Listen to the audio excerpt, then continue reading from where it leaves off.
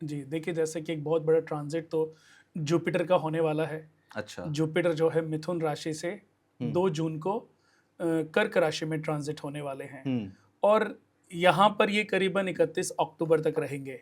अच्छा। तो मैं देख रहा हूँ कि अगर हम भारत की कुंडली देखें, तो हम्म भारत की कुंडली में कर्क राशि उदित हो रही है कुंडली के थर्ड हाउस में। थर्ड अच्छा। हाउस किसका है?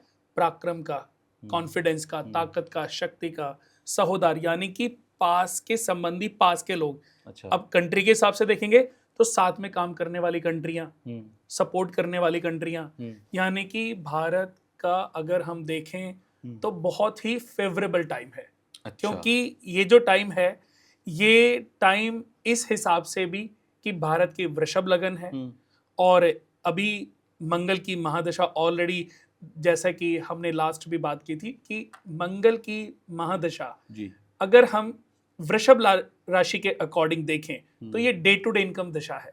यानी कि सेवेंथ हाउस के कारक हैं मंगल और सेवेंथ हाउस की दशा, seventh house day to day income का भी होता है, ओके। हमारी पार्टनरशिप का भी होता है, हमारे पार्टनर देशों का भी होता है। हम्म तो जैसा कि अभी देखिए इस समय जो ये ग्रहण हुआ था, हम्म सूर्य, राहु और मंगल का ग्रहण भी और साथ में अंगारक दोष भी, जी। उसका खामियाजा आज इस धरती के हर एक सदस्य को, हर एक मनुष्य को कहीं ना कहीं किसी ना किसी रूप में भुगतना पड़ रहा है। कहीं अच्छा। ना कहीं पेट्रोल की किल्लत है, बिल्कुल। कहीं सिलेंडर की किल्लत है, कहीं फाइनेंशियली किल्लत हो गई है। अगर देखा जाए तो तेल की आवाजाही रुकने की वजह से, हम्म तेल क्योंकि हम्म बहुत सारी कंट्रियों को नहीं मिल पा रहा है, बिल्कुल। तो उसकी वजह से बहुत सारी कंट्रीज के ऊपर इसके बहुत बुरे प्रभाव पड़े हैं। पर यहां पर भी मैं कहना चाहूंगा कि भारत उस किल्लत से अभी नहीं गुजर रहा। पैनिक, लोग पैनिक हो जाते हैं, लोग पैनिक भी हो जाते हैं और दूसरों को भी और पैनिक कर देते हैं, जमाखोर भी उस चीज को कहीं ना कहीं वो वजह वो होते हैं। फायदा उठाते बिल्कुल। हैं। जबकि भारत में किसी भी प्रकार की कोई परेशानी नहीं है। तो आने वाला जो समय है जी। भारत के हिसाब से, मैं पहले भी बता रहा हूं, आज भी बता रहा हूं और जब ये साल खत्म होगा तब भी हम्म बताऊंगा कि अगर इस साल को हम हम्म 2 हिस्सों में बांटें जी। तो पहले 6 मंथ जितनी प्रलय, परेशानी, किल्लत, मुसीबतें हैं, आगे आने वाले 6 मंथ में उतनी ही प्रोग्रेस, ग्रोथ, अच्छाइयाँ, प्रोस्पेरिटी और कहीं ना कहीं कम्युनिकेशन जो दूसरी कंट्रीज के साथ हमारा भारत का होगा, जी। वो बहुत ही देखने लायक होगा।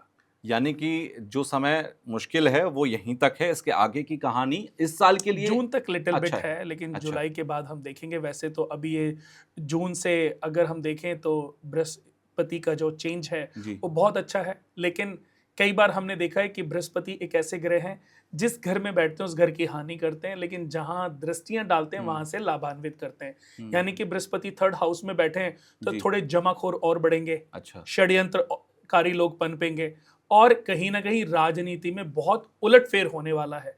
ये अगले अक्टूबर तक आपको देखने को मिलेगा कि जो आपकी एक्सपेक्टेशन नहीं थी जी। राजनीति को लेकर के, हाँ। वैसी चीजें आपको देखने को मिल सकती हैं, क्योंकि थर्ड हाउस को बृहस्पति जिस घर में बैठते हैं ना हानि करते हैं, हम्म लेकिन भाग्यशाली बना देते हैं। तो अच्छा। नौवीं दृष्टि, सातवीं दृष्टि और पांचवी दृष्टि, हम्म डे टू डे इनकम बढ़ेगी, भाग्य मजबूत होगा और प्रॉफिट आएगा, क्योंकि कहीं ना कहीं बृहस्पति तीसरे घर में बैठ करके प्रॉफिट हाउस को देख रहे हैं और प्रॉफिट हाउस बृहस्पति का खुद है। तो बृहस्पति की दृष्टि जब अपने हाउस पर पड़ेगी तो वहां से बहुत राशि वालों की तो किस्मत, सही बताऊं तो, बदलने वाली है। वैसे मैं सोच ये रहा था कि राशियों की मैं अब आपसे बात करूंगा डिटेल में, तो हर राशि वालों के ऊपर जुपिटर के इस ट्रांजिट का क्या असर होगा, जो कि 2 जून से शुरू हो जाएगा और लगभग 31 अक्टूबर के आसपास तक रहेगा। तो ये 6 महीने बहुत इंपॉर्टेंट रहेंगे, मैं आपसे इस बारे में तो जानूंगा। एक चीज और मैं आपसे पूछना चाह रहा था, आपने कहा जुपिटर क्या आप बार बार जिक्र कर रहे हैं, जुपिटर का जब भी ट्रांजिट होता है तो अभी जैसे मिथुन में था उसका ट्रांजिट, हम्म। अब इसके बाद कर्क में आ जाएगा, कौन सा ज्यादा इंपॉर्टेंट था, मिथुन वाला ज्यादा पावरफुल था या कर्क वाला ज्यादा पावरफुल देखो, होगा? मिथुन की अपनी अलग पहचान है अच्छा। और कर्क की अगर हम देखें तो अलग वैल्यू है। हम्म लेकिन अगर हम पावर की बात करें तो कहीं ना कहीं अभी जो कर्क राशि में जाएंगे, क्योंकि कर्क राशि में बृहस्पति उच्च राशि में चले जाते हैं, अच्छा। बृहस्पति को उच्च राशि में ज्यादा माना पावर गया है। होती है। मिथुन की राशि में जैसे चाहे वो मिथुन हो और चाहे वो कन्या हो, ये जी। दोनों बुध की राशियां हैं। ठीक है। तो यहाँ पर बृहस्पति उतना अच्छा फल नहीं देते जितना बृहस्पति कर्क राशि में किसी भी जातक को फल दे सकते हैं। अच्छा। तो जब बृहस्पति उच्च राशि में होंगे, जो उनकी दृष्टियां होंगी, कहते हैं ना व्यक्ति जब खुश होता है तो जहां जहां देखता है वहां भी व्यक्ति को अपग्रेड कर देता है। तो बृहस्पति जब खुश होंगे क्योंकि अपनी उच्च राशि में होंगे, तो बृहस्पति की तीसरी, अब बृहस्पति की 5वीं, 7वीं और 9वीं दृष्टि जहां जहां पर भी जी। जिस व्यक्ति की कुंडली के हिसाब से जिस भाव पर पड़ेगी, वो 100% आने वाले समय में तरक्की करेगा।